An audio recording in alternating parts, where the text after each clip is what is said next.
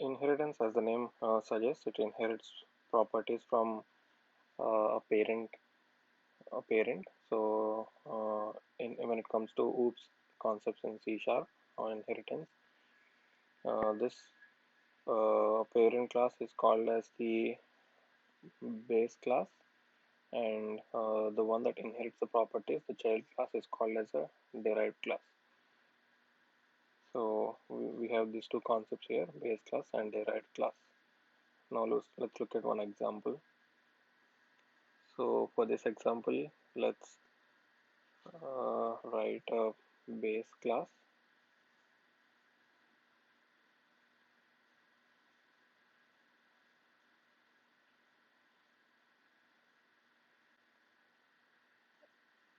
and let's put a constructor for this.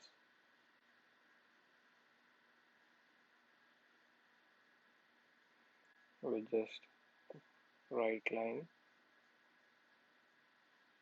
let's say hit at base class constructor,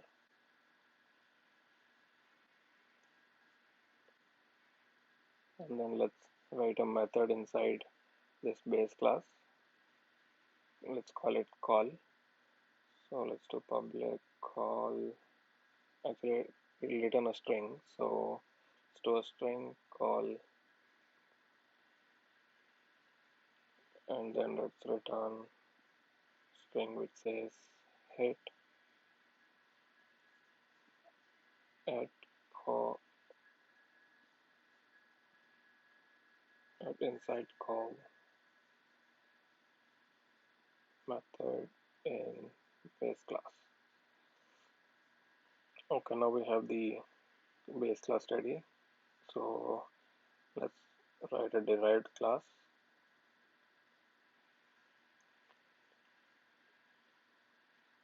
So this is the syntax for inheritance, and you just declare the base class. And let's have a constructor for this derived class. Okay, we just outputs just prints hit at derived class constructor. So if you look here, we have no method inside derived class. It is empty without any methods. Okay, we're missing a quote. Okay, so uh, so if I want to call this method, I don't have to go to the base class. I can call directly from derived class.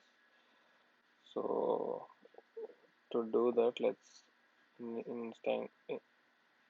take an instance of the derived class.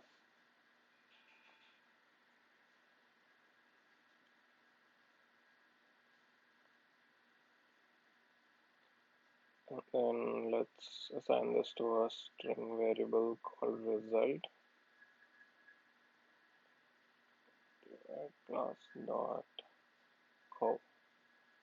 So if you see, if I hover on that call, it is pointing to the base class without actually declaring the call method in the derived class.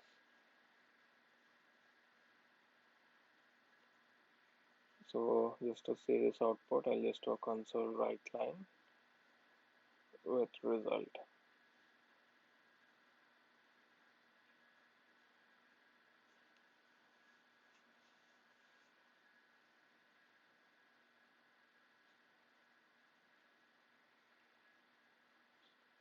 Okay, so before running, ideally, what will happen is when it's hitting the line 12 derived class, it will